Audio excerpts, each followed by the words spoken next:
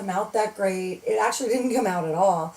When I uploaded it, it only uploaded a partial of the video. So I just wanted to upload this anyway, so at least you could see what the March calendar is supposed to kind of look like. And part of it got uploaded and the other part didn't. So I just, wanted to apologize for that in case there was confusion, because I know a lot of you were watching it and they got frustrated because it didn't do it right. And I wanted to really go over the color combination chart because I know how bad y'all want that.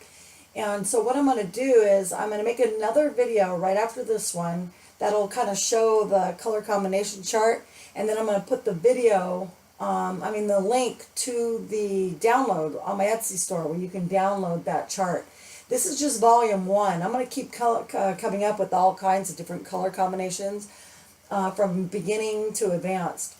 So it's a great thing to have, but I need you to keep in mind that when you print it out, those color sheets, everybody's printer settings and the way that your computer is set up is going to be different. So when you print it out, it's not going to be probably not true to life. So I'm going to enclose a blank form, like a blank template. And then you can use your own Prismacolor set, or if you want to make your own color combinations or whatever.